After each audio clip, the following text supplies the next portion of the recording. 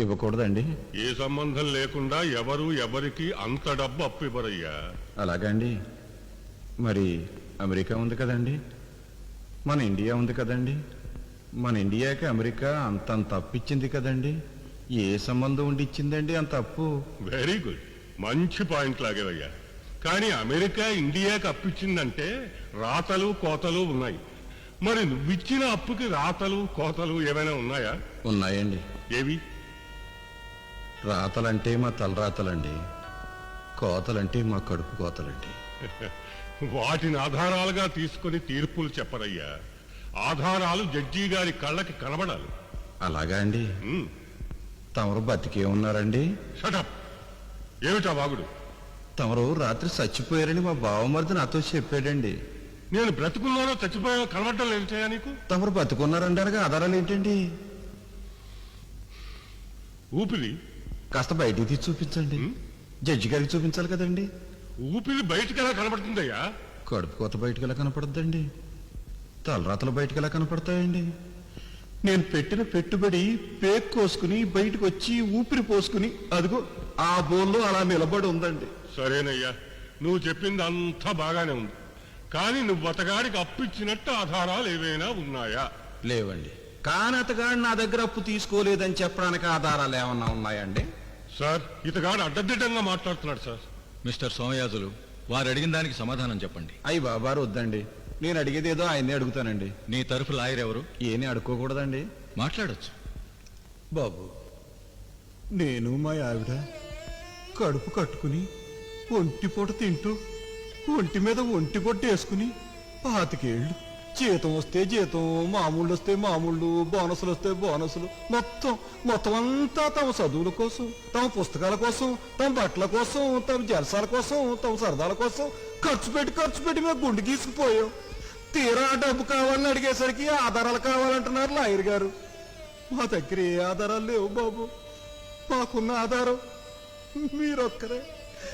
అయ్యగారి ముందు నా సంపాదన అంతా వాటి కోసం వాడుకున్నానని ఒక్క మాట చెప్పండి బాబు. మా లాయర్ గారు ఏం చెప్పారో నేను అదే చెప్తున్నాను. అంటే తమరు నాకేం బాకీ లేరండి? నేనెవ్వరికి ఏ బాకీ లేను. అంటే నేను తమరికి ఏం పెట్టలేదా? నేనెవ్వరికి ఏ బాకీ లేను అని చెప్తున్నాను. బాబు, ఆయన గారు నాకేం బాకీ లేరంటండి, నేను ఆయన గారికి ఏం పెట్టలేదంటండి. ఇప్పుడు గుర్తొస్తా ఉంది బాబు. ఈడు చిన్నప్పుడు జేబులు కొట్టేసేవాడు బాబు. అర్ధరాత్రి పూట ఎవరో చూడకుండా కొబ్బరి చెట్లకి కొబ్బరికాయ కోసి తీసుకెళ్లి సంతలో అమ్మేసేవాడు బాబు. దేవుడి గుళ్ళో ఉండి పగల కొట్టి డబ్బులు ఎత్తుకుపోయేవాడు బాబు. వీడు సార్, ఇదంతా అబద్ధం. కాదు బాబు, నిజం బాబు. నిజంగా జేబులు కొట్టేసిన డబ్బుతోనే చదువుకున్నాడు వీడు. కొబ్బరికాయలు అమ్మేసిన డబ్బులతో పొట్టలు కొనుక్కున్నాడు బాబు. వీడు దేవుడి గుళ్ళో ఉండి పగల కొట్టిన డబ్బులతో పుస్తకాలు కొనుక్కున్నాడు బాబు. మరి నువ్వు ఎలా చదువుకున్నావు? చెప్పు సార్, అది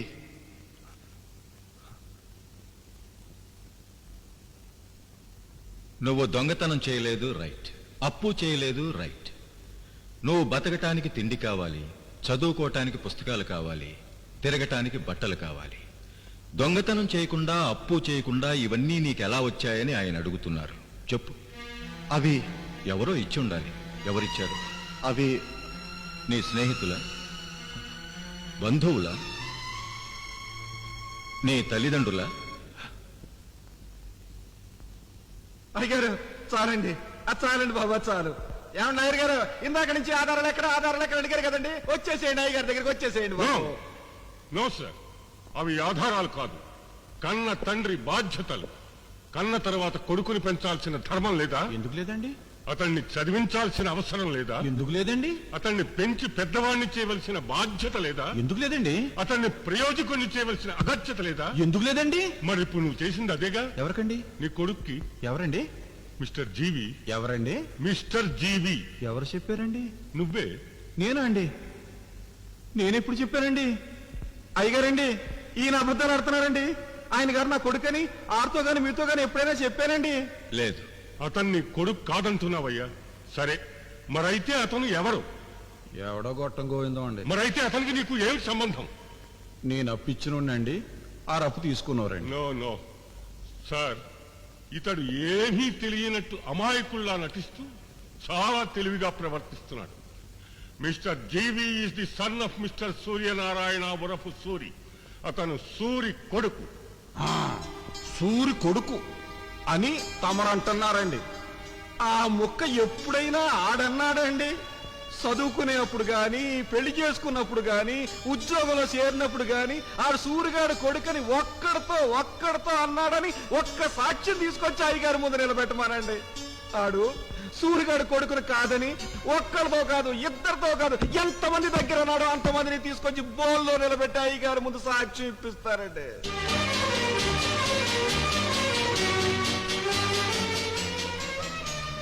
సార్, ఇదంతా విన్న తరువాత నాకు అర్థమైంది ఏమిటి అంటే, నా క్లయింట్ మిస్టర్ జీవి సత్యనారాయణ సూర్యుని తన తండ్రిగా ఎక్కడా గుర్తించలేదు అని. పాపం, తండ్రిగా అతను బాధపడ్డంలో తప్పేమీ లేదు. దీనికి పరిష్కార మార్గం చాలా సింపుల్ సార్. నిండు కోర్టులో మిస్టర్ జీవి సత్యనారాయణ సూర్యుని తన తండ్రి అని అంగీకరిస్తాడు. ఏమయ్యా, సరిపోతుందా? ఈయన గారు ఇంతమంది పెద్దోళ్ళ ముందు నన్ను తండ్రిగా ఒప్పుకుంటే నేను ఎనగంబారి ఎక్కేయచ్చు, సరాసరి స్వర్గానికి వెళ్ళిపోవచ్చు. కానీ బాబు, నా మహాలక్ష్మి ఈయన్ని 9 నెలలు కడుపులో పెట్టుకుని మోసి ఆ బరువుకి దాని కడుపు ఉండైపోయింది బాబు. ఆ తర్వాత ఈ నా కొడుకు కొట్టిన దెబ్బలకి ఆ పుండు నెత్తురొచ్చి చిట్లిపోయింది బాబు. నాకు డబ్బు కావాలి బాబు. ఆ డబ్బు లేకపోతే నా మహాలక్ష్మి చచ్చిపోతాడు బాబు. నాకు కాపు కావాలి బాబు. నాకు మహాలక్ష్మి బతకాలి బాబు. నాకు డబ్బు కావాలి బాబు. సూరి, ఆవిడ పరిస్థితి రోజు రోజుకి దిగజారిపోతుంది. కేవలం ఇంజక్షన్లతో మాత్రమే ఆవిడ ప్రాణాలు నిలబెట్టుకుంటూ వస్తున్నాను. ఇంజక్షన్లు ఆవిడ్ని కాపాడలేవు. లేదు బాబు, కాపాడాలి బాబు. ఆవిడ్ని మీరే కాపాడాలి బాబు. దాని ప్రాణాలు కానీ మీరు కాపాడకపోతే బాబు, దాని ప్రాణాలతో పాటు నా ప్రాణాలు కూడా పోతాయి బాబు. నిజమే సూరి, కానీ ఆపరేషన్ జరగకుండా. లేదు బాబు, జరుగుతుంది బాబు ఆపరేషను. డబ్బు నేను తీసుకొస్తాను బాబు. ఈ కేసులో నేను తప్పకుండా గెలుస్తాను బాబు.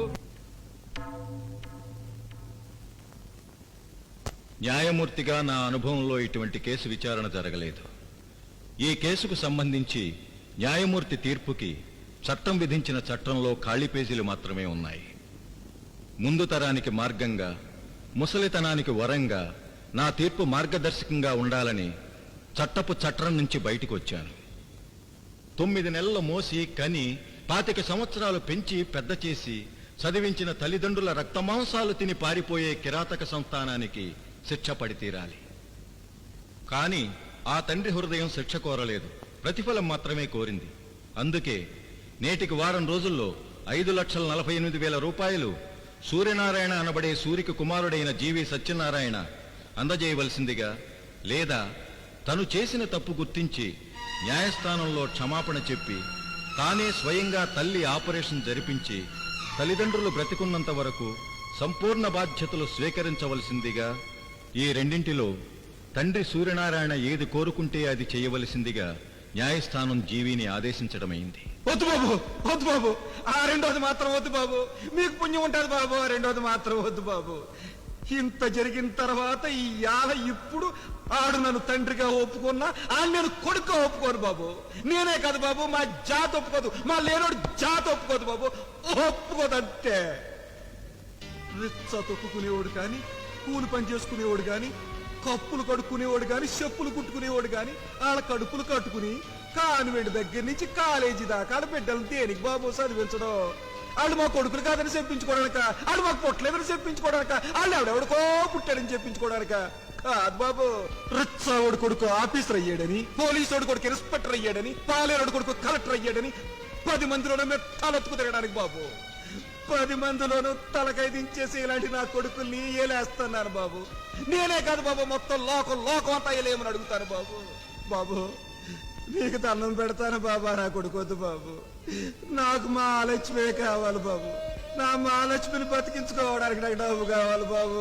డబ్బు ఇప్పించాడు బాబు, డబ్బు ఇప్పించాడు బాబు. నా కొడుకొద్దు, నాకు డబ్బు ఇప్పించాడు బాబు. మహాలక్ష్మిని అమెరికా తీసుకెళ్ళాలి, నాకు డబ్బు ఇప్పించాడు బాబు.